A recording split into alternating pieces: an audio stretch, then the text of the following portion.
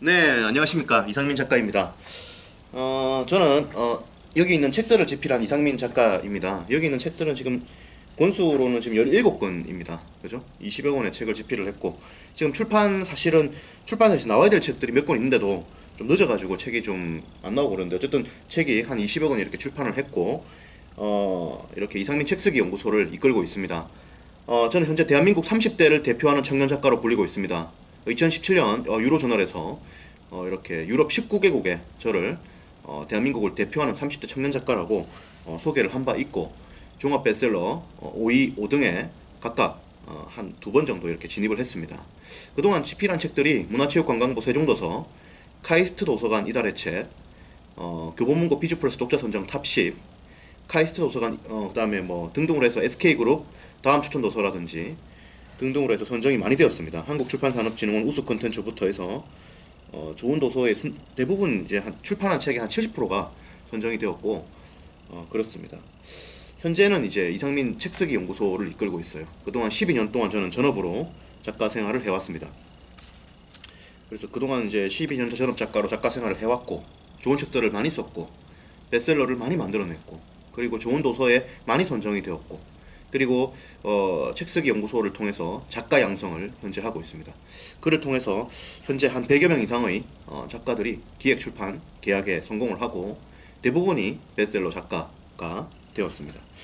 여러분들에게 오늘 말씀드릴 것은 뭐냐면은, 책쓰기를 하기 전에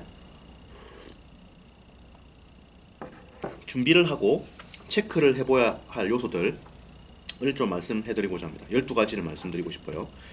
여러분들이 우선 책을 쓰려고 하면 뭐가 필요하냐면, 이 12가지를 준비해야 됩니다. 준비해야 돼요. 이 책이라고 하는 것은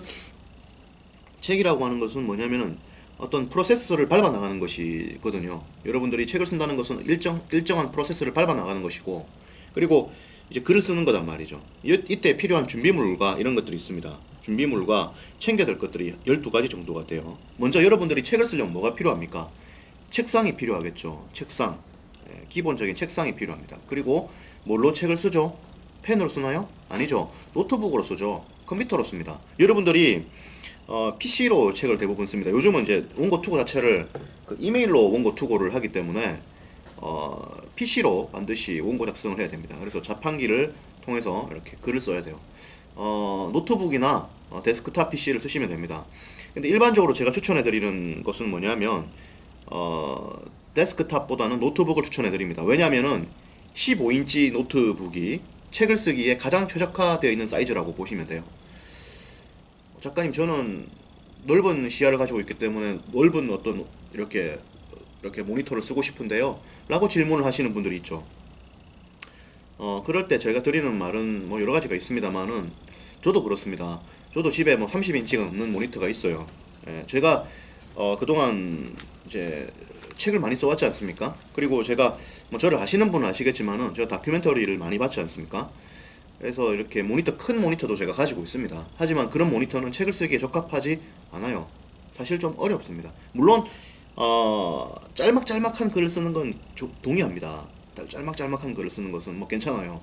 하지만은 책이라고 하는 것은 좀 이렇게 긴 호흡의 글을 쓰는 것이고, 이렇게 확 몰아치기를 해서 글을 써야 되기 때문에 좀 적합하지 않다고 봐요. 왜냐하면 큰 모니터는 글자가 한눈에 들어오지 않습니다. 하나의 문장, 한 줄의 문장이 한눈에 들어오지 않아요. 여러분들 책을 쓴다는 건 뭐냐면은 문장들이 머리에 한 큐에 들어와야 됩니다. 책을 볼 때도 마찬가지고요. 이 책을 볼 때도 여러분들 책을 쓸 때는 반드시 책을 봐야 되잖아요. 제 강의를 들어보신 분들은 잘 아실 겁니다. 그래서 책을 봐야 됩니다. 그죠? 책을 봐야 되는데, 이거를 보고 이 텍스트를 보면서 이걸 한 큐의 머리에 확 잡아 넣어야 된다고. 한 큐에. 지식을 조각조각 내서 보면 안 되고, 하나의 덩어리 개념으로 해가지고 이거를 머리에 통째로 넣어야 된다고. 그래가지고 통째로 집어넣고, 이걸 통째로 집어넣고 해가지고 막 믹서기 갖고 돌리는 거다고. 그게 책쓰기인데, 그래서 여러분들이 이게 무슨 말이냐면은, 어떤 개념 이해를 할 때 조각조각 이해하지 말고 전체를 통째로 이해를 해야 됩니다. 그래야 앞과 뒤가 연결이 되면서 하나의 개념으로 정확히 이해가 돼요. 예를 들어서 여러분들이 사법시험 공부를 할 때 앞에서 법 공부를 하지 않습니까? 예를 들어서 헌법이다 민법 공부를 한다라고 했을 때 앞부분 이렇게 하다가 막히잖아요. 그럼 이제 책을 앞부분만 이렇게 해서 팔 수도 있습니다. 하지만 쭉 읽어 나가다 보면 뒤까지 읽으면 앞부분 이해가 되죠. 일반적으로 책도 그래요. 책도 이렇게 보다 보면 그렇게 또 이해가 됩니다. 그리고 이 한 권의 책을 보고 이해가 안 되는 것도 다른 책들을 보면서 이해가 또 돼갑니다. 하기 때문에 전체를 보고 이렇게 한 큐에 머리에 넣는 것이 공부 습관이 돼야 돼요. 공부 습관이. 여러분들이 위대한 작가가 되고 싶다. 그리고 위대한 학자가 되고 싶다. 위대한 학자는 뭐냐? 위대한 대학 교수죠. 되고 싶다 그러면은 학문을 할 때 지식을 조각조각 보지 말고 섭렵하지 말고 전체를 통으로 해가지고 유기적으로 머리에 한 큐에 집어넣어야 됩니다. 한 큐에 전체를 다 이해를 해야 돼요. 그래가지고 이것을 전체를 융합해가지고 자기만의 생각을 정립해가지고 뱉어내야 됩니다. 그래야 자기만의 어떤 사상과 창조물이 효과적으로 나오게 돼요. 여러분들이 책을 쓸 때도 이렇게 뭘 하느냐, 화면을 보고 글자를 한 큐에 머리에 넣으면서 한 방에 이렇게 뽑아내야 됩니다. 그러니까 이 글이 한눈에 안 들어오면 안 돼. 단락도 한눈에 들어와야 돼요. 한 단락이라는 게 뭔지 알죠? 단락이라는 게 문장 단위 개념으로서 하나의 의미 단위를 단락이라고 하잖아요. 한 문장으로 치면 5줄에서 10줄 정도, 이 정도 단위인데 이것도 한 큐의 머리에 들어와야 돼. 이 단락이라고 하는 것은 하나의 메시지를 담고 있거든. 하나의 주제문을. 따라서 이것이 한 큐의 머리에 들어와가지고 한 큐에 이렇게 내야 된다고. 그러지 않고 전체가 연결이 안 되면은 뭐가 떨어지나? 유기성이 떨어지고 응집성이 떨어지고 일관성이 떨어진다고. 그렇게 돼버리면은 문장으로서의 힘을 잃어버린다고. 예, 그렇다고요. 그래서 여러분들이 노트북 화면 이야기하면서 지금 이런 이야기를 했는데, 노트북 화면이 15인치가 되어야 문장이 한눈에 들어옵니다. 그래야 글을 효과적으로 써요. 그래서 제가 15인치를 썼으면 쉽다는 말씀을 드리는 거죠. 단순하게 이게 뭐 15인치 쓰면 좋다 나쁘다 이런 것이 아니라 책 쓰기라고 하는 것이 지식의 섭렵과 지식의 가공과 지식의 융합과 지식의 창조를 해내는 작업이기 때문에 제가 드리는 말이에요. 지식을 하나의 개념으로 갖고 놀 때 좋은 책을 쓸 수 있고 좋은 작가가 될 수 있고 좋은 학자가 될 수 있기 때문입니다. 그래서 여러분들에게 제가 드리는 말씀이 바로 15인치 노트북을 쓰라는 거예요. 하나의 개념으로 받아들이기 유리하기 때문에. 그리고 여러분들이 책을 많이 봐야 됩니다. 앞으로 책 쓰기를 한다는 것은 기본적으로 책을 보거나 혹은 대학 교과서를 보거나 혹은 신문을 보거나 등등으로 해서 기본적으로 많은 텍스트들을 보는 것을 의미합니다. 따라서 여러분들이 책을 볼 때에는 독서대가 있으면 좋겠죠. 독서대를 좀 구비를 하십시오. 하시면은 책을 보기가 수월합니다. 독서대 안 봐도 된다, 뭐 이러면 되긴 되는데 좀 아프죠. 허리가 아프고. 그리고 여러분들 책을 이렇게 책을 쓰는 것을 오래 하면 잘못하면 병날 수도 있습니다. 자세를 똑바로 잘 가져야 돼요. 항상 움직여야 되고, 그리고 이렇게 뭐 잘 챙겨 드시던지 아니면 운동을 열심히 하든지 해야 됩니다. 항상 그렇게 해줘야 돼요. 장기 승부는 그렇다는 거지. 그리고 책을 쓸 때 여러분들이 자료를 이렇게 잘 봐야 됩니다. 그죠? 책이라든지 다큐멘터리라든지 보고서라든지 신문이라든지 논문이라든지 인터넷 검색이라든지 이런 걸 통해서 책을 쓰는 겁니다. 여러분들 책 쓰기라고 하는 것은 자료 수집의 결과입니다. 자료 수집의 결과예요. 여러분들은 책 쓰기의 본질이 자료라고 하는 것을 알 때에 책을 잘 쓸 수가 있습니다. 이 말은 절대적 진리에 가까워요. 절대적 진리에. 책 쓰기는 자료다. 절대적 진리에 가깝다는 말이 아니라 그냥 절대적 진리라고 믿으십시오. 맞으니까요. 자료로 쓰는 겁니다. 자료로 쓰는 거예요. 자, 볼게요. 판사가 법에 대한 책을 쓰죠. 바로 쓰면 쓸 수 있나요? 쓸 수는 있습니다. 하지만 형편없는 내용의 글을 쓰게 되죠. 왜냐하면 판사는 법에 대한 프로이고 전문가이지만 모든 법에 대한 사안을 암기하고 있지 못합니다. 그리고 실제 자기가 구사하고 있다 하더라도 글을 쓸 때 그냥 아무 때나 생각나는 대로 쓰면은 그 중에서 누수 현상이 발생하게 되죠. 누수 현상이 발생하게 돼요. 따라서 최고의 전문가라더라도 반드시 자료 체크와 점검, 그리고 보충이 필요합니다. 그러지 않을 때 책은 빵꾸가 나버리는 거죠. 내용이 빵꾸가 나버리는 겁니다. 그렇기 때문에 여러분들이 자료 준비를 해줘야 돼요.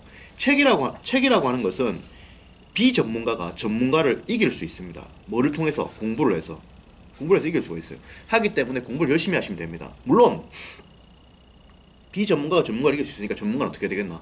더욱더 열심히 공부해야겠죠. 그렇게 하면은 됩니다. 돼요.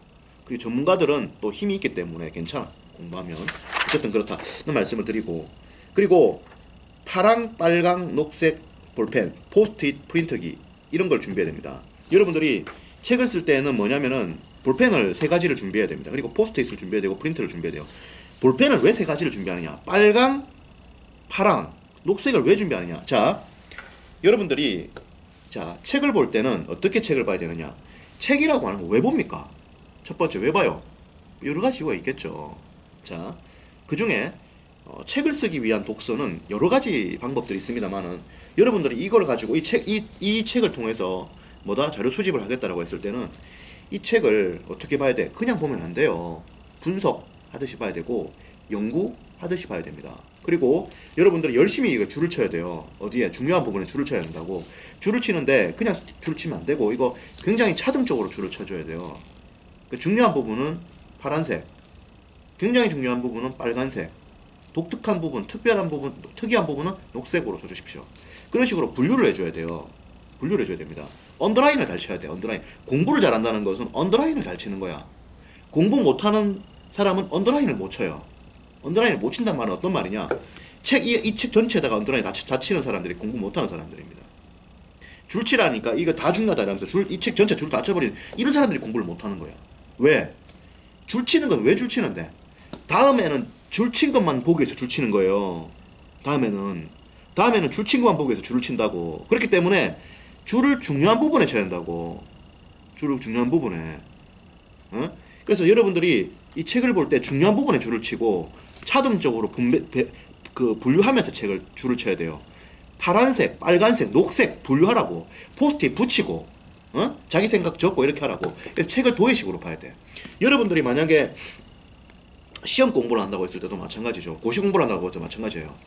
줄 왜 칩니까? 다음에 이거 줄치기만 보려고 줄치는 거예요. 사법시험 공부할 때 민법 책에다가 왜 줄치죠? 다음에 그 부분만 보려고 줄치는 거죠. 예? 그 단권화 시키는 거단 말이야. 줄이고 또 줄이고 이렇게 해가지고. 예? 그래가지고 마지막에는 뭐다? 단권화된 책 한 권, 얄팍한 책 한 권. 그리고 뭐다? 포켓북 이런 거 보죠. 요즘은 이제 공무원 시험이 되니까 공무원 시험 같은 경우에도 그렇게 해서 합격을 하지 않습니까? 그죠? 그래서 여러분들이 그러니까 이 모든 이 공부는 다 연결이 되어 있어, 사실. 이 책 쓰기도 공부야, 사실은. 공부다고. 줄을 아주 차등적으로 잘 쳐야 돼. 다음에는 줄친 것만 봐야 돼. 그걸 가지고 가공 편집 기획을 하는 거야. 그걸로 책을 쓰는 겁니다. 아시겠죠? 그리고 프린터기가 필요한데 여러분들이 이 책을 글을 볼 때는 이 프린트를 하십시오. 그래서 봐줘야 돼요. 저는 요즘은 사실은 프린트 잘 안 합니다. 요즘은 왜 안 하느냐? 요즘은 이 프린트 안 해도 사실 잘 눈에 들어와요. 근데 처음에 책을 칠 때는 프린트를 하십시오. 해가지고 꼼꼼하게 보고 체크를 하십시오. 예. 지금 저는 트레이닝이 많이 돼 있기 때문에 그냥 그냥 이거 그 프린트를 안 합니다. 하지만은 프린트를 여러분들은 꼭 하시고 하십시오. 지금은 방송하려고 프린트 해놓은 거고 사실. 그리고 여러분들이 장소를 잘 잡아야 돼요. 여러분들이 집필을 할 때 장소가 중요합니다. 여러분들에게 맞는 장소가 중요해요. 어디가 맞는가? 그런 것을 좀 여러분들이 잘 체크하셔가지고 맞는 장소를 선택하시고 거기에서 책을 쓰십시오. 그래야 책을 잘 쓸 수가 있어요. 그럼 나는 어떻게 했느냐? 저는 사실 어떻게 했냐면은 처음에 사실은 한두 권 정도의 책을 쓸 때는 뭐 큰 무리가 없습니다, 사실은. 잠깐 추워가지고 제가 난방 좀 켜고 올게요.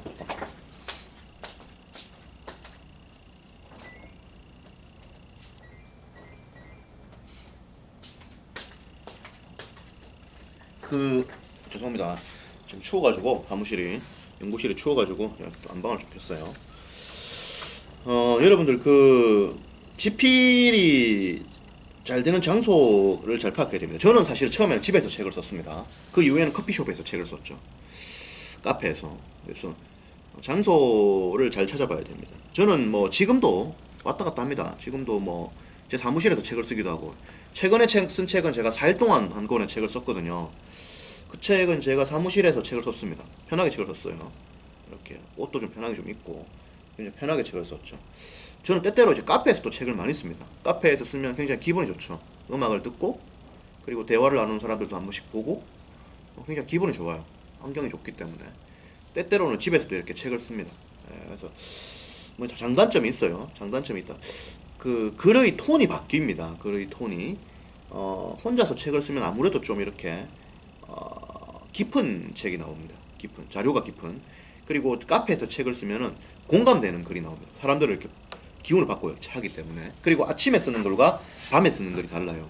아침에 쓰는 글은 주로 이성적인 걸 이 적합합니다. 밤에 쓰는 글은 어떤 글이다? 감성적인 글이다. 이렇게 보시면 돼요. 그래서 저는 요즘은 좀 밤에 책을 좀 많이 쓰는 편이고 그래요. 왔다 갔다 합니다만은 그렇습니다. 그리고 집필이 잘 되는 시간을 파악해야 됩니다. 시간. 자기가 집필이 잘 되는 시간을 파악해야 돼요. 여러분들은 직장생활하고 이렇게 바쁘면 뭐 어쩔 수가 없죠. 잘 되는 시간이고 뭐 비극식 관계없이 써야 됩니다. 써야 되는데 그 중에서 어떤 시간이 좀 이렇게 편하고 좋은지를 정확히 파악을 해서 책을 써야겠죠. 그리고 가족과 회사에 대한 이해와 양해를 구해야 됩니다. 여러분들 그 책을 쓰실 때는 이제 아무래도 시간적으로 많이 이렇게 바쁜 생활을 하게 되고 여러 가지로 집안일을 못 하게 되고 이래요. 하기 때문에 동의를 좀 구해야 됩니다. 가족과 회사에. 그리고 그 집필 공간을 좀 잘 만들어야 됩니다. 여러분들이 그 자기 방을 이렇게 잘 만들어야 돼요. 만약에 집에서 책을 쓸 거라면 방 공간을 좀 이렇게 잘 꾸며야 됩니다. 꾸미라는 말이 뭐 화려하게 인테리어 하라 이런 말이 아니라 책을 쓸 수 있는 분위기를 만들어라 이거예요. 책을 쓸 수 있는 분위기를. 그러니까 책도 좀 갖다 놓고 이렇게 잔잔하게 이렇게 음악을 듣고 책을 쓰고 싶다면 그렇게 해도 되고. 그래요. 그리고 책 쓰기 전에 의식이 필요합니다. 여러분들이 책을 쓴다는 게 상당히 긴장된 일이거든 이게. 본문 집필이. 이게 자료 수집과는 또 다른 어떤 그 접신이 돼야 되거든. 접신이 돼야 되거든. 탁 보고 탁 쓰고 이래야 돼. 긴장이 많이 돼요. 나도 긴장돼. 제가 책을 쓴 지가 전업 작가를 한 지가 제가 12년째입니다 올해. 그래서 10년이 넘었지만 아직도 긴장됩니다. 아직도 긴장이 돼요. 아직도 긴장이 되고 아직도 의식을 치릅니다. 저는 어떤 의식을 치르느냐? 저는 잠을 좀 많이 잡니다. 책을 쓰기 전에 잠을 푹 자요. 많이 잡니다. 그리고 나서 책을 써요. 에너지가 응축돼 있잖아. 잠을 많이 자면 폭발할 수 있잖아. 확 이렇게. 제가 지금 뭡니까? 에너지가 많잖아. 내가 목소리 들어보시면 아시겠지만 기세와 기운이 강한 게 접니다. 저는 기세가 언제나 강했습니다. 언제나 큰 소리 치고 이랬어요. 지금 내가 뭐 잘 나가기 때문에 큰 소리 치고 뭐 못 나가기 때문에 큰 소리 안 치고 이런 게 아니라 원래 저는 좀 자신감이 있고 이런 스타일입니다. 원래 기세와 기운이 강한 스타일인데, 그래서 이런 어떤 것들 이런 것들이 이제 잠을 많이 자면 더욱더 강화되거든요. 그래서 잠을 많이 자고 에너지를 가지고 확 쓰죠. 확 씁니다. 그리고 굉장히 좀 이렇게 좀 객관적으로 책을 쓰려고 합니다. 책을 쓸 때는 좀 사람들에게 도움을 되는 글을 써야 된다 이런 생각을 가지고 좀 객관적으로 내 마음대로 쓰려고 하지 않죠. 그런 생각들을 가지고 있고, 그리고 책을 쓰기 전에 마감일을 좀 설정하십시오. 마감일을 언제까지 하겠다. 여러분들이 1년 동안 여러분들의 인생은 결국에는 1년을 잘 보내는 거잖아요. 1년이 지난 이후에 성과물이 있어야 되잖아요. 그래야 여러분들의 인생이 변화가 되죠. 1년이라는 시간은 사실 어떻게 보면 굉장히 무서운 시간이죠. 왜냐하면 인생이라고 하는 것이 변화할 수 있는 시간이 많지 않죠. 80년 정도의 삶을 살아간다라고 했을 때 우리가 1년에 한 번 변한다 하더라도 실제로 변할 수 있는 시간이 많지 않죠. 더군다나 우리가 변화를 하려고 하면은 어느 정도 어떤 에너지와 지식이라든지 이런 것이 준비되고 축적되었을 때 변화가 가능하죠. 따라서 적어도 한 30살부터 본격적인 승부가 가능한 겁니다. 20대 한 중반부터.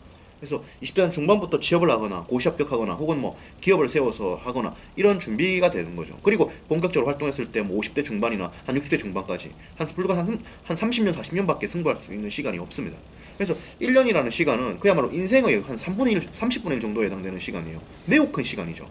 하기 때문에 이때 변화를 못 이뤄내면 계속 이런 게 쌓이면 이제 인생 자체가 변화 자체가 안 되는 겁니다.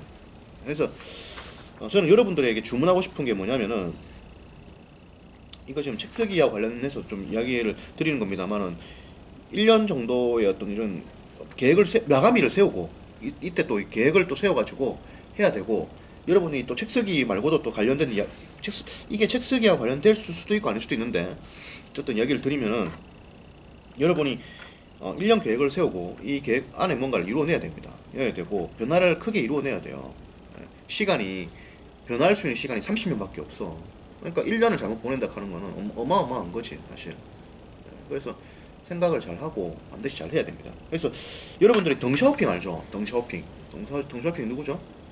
중국 경제를 비약적으로 성장시킨 작은 거인이죠. 아주 위대한 인물입니다. 덩샤오핑은 죽을 때까지도 날이 살아있었어요. 엄청나죠? 유언도 아주 멋져.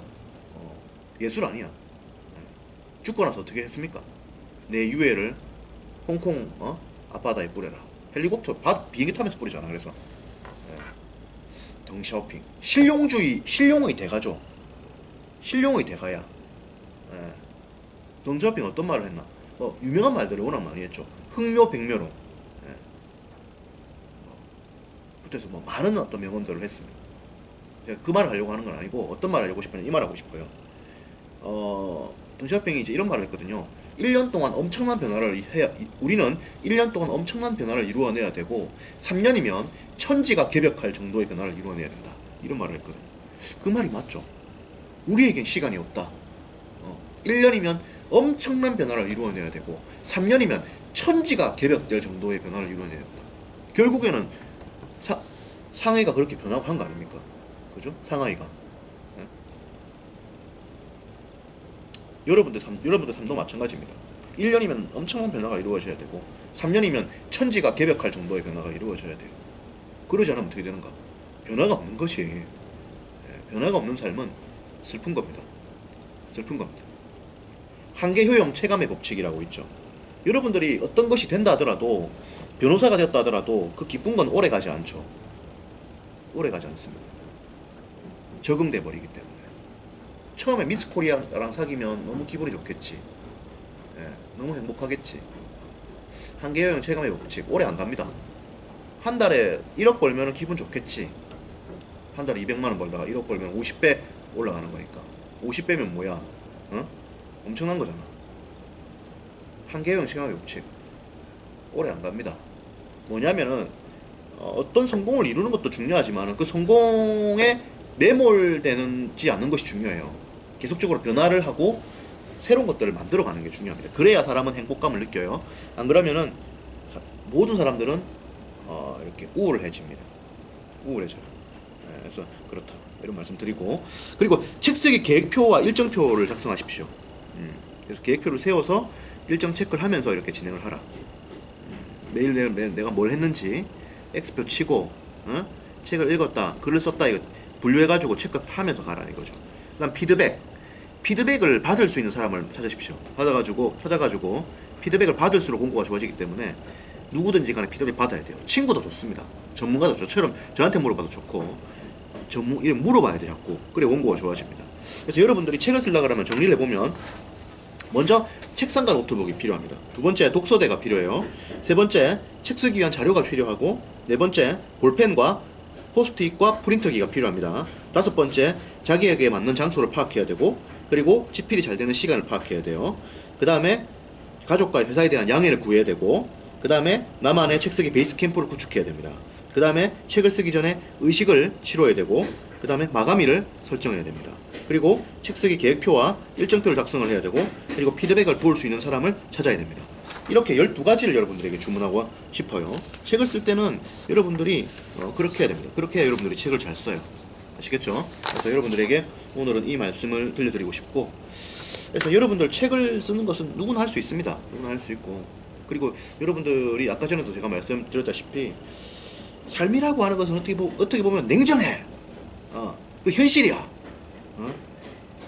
변화를 이루지 못한다. 발전이 없는 거야.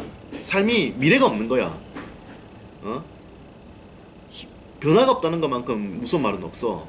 왜? 변화가 없다는 것은 희망이 없거든. 왜? 오늘도 오늘하고 내일이 같은 거야. 계속 똑같은 거야. 이런 사람은 자살을 할 수밖에 없다고. 이런 사람 자살을 한다고. 왜냐면은 희망이 없거든. 삶이 달라지지 않는다. 희망이 없는 거거든. 삶이라고 하는 것은 도전을 하는 거잖아요. 도전하면 올라갈 수도 있고 내려갈 수도 있습니다. 도전이라고 하는 것은 반드시 실패의 가능성을 안고 있는 거죠. 도전을 하면은 10개 중에 9개 실패하는 거 당연한 거예요. 그거 당연한 거야. 당연한 거 아닌가? 10번 하면 9번 실패하는 거 당연한 거 아닌가? 10번에 10번 다 성공한다. 그 미친놈 아니냐고. 그런 게 어딨냐고 도대체. 그런 거 없어요. 그런 거 없습니다. 그래서 도전을 하면 항상 실패할 수도 있지만 이런 걸 감수하고 각오하고 나가야지. 그래야 변화가 이루어지고 성장이 이루어지지. 책 쓰기도 마찬가지고요. 예. 책 쓰기 여러분들 한 3, 4개월은 할 수 있거든. 근데 100명이면 100명 다 성공하나? 그런 건 없어. 그런 건 없다고. 사법시험 100명 시험 치면 100명 다 붙나? 그런 건 없다고. 국회의원 선거에 출마를 5명 하면 5명 다 붙나? 그런 거 없다고. 그런 게 어딨나? 그런 건 없다고. 하지만 도전할 때 이루어지죠. 이상민 책쓰기 연구소도 전원 다 책 내는 거 아니에요. 오시면은 원고 투고 대비 90% 10명 원고 투고하면 9명 계약해요. 1명은 탈락합니다. 100명 중에 90명은 계약하지만 그 중에 10명이 자기가 될 수도 있는 거야. 하지만 뭐 해야 되나? 도전해야지. 왜? 대부분 성공하잖아. 그리고 뭐 하나? 할 수 있는 거거든 충분히. 혼자 하면 물론 가능성이 책 쓰기가 좀 많이 힘들 수 있습니다만은 같이 하면 또 이렇게 많이 성공을 합니다. 하지만은 저하고 해도 실패할 수도 있죠. 하지만 도전해야 됩니다. 그게 인생 아닌가? 그게 실패가 무서워서 도전하지 않으면 자살한다고. 왜? 변화가 없으니까. 오늘하고 내일이 같으니까. 이럴 때 사람은 이제 희망을 잃어버린다고. 이 죽음밖에 없다고. 이 사람에게는 죽음밖에 없다고. 책 쓰기는 삶을 변화시키는 겁니다. 여러분들의 삶을 가능성이 생기게 하죠. 내공을 입증시키죠.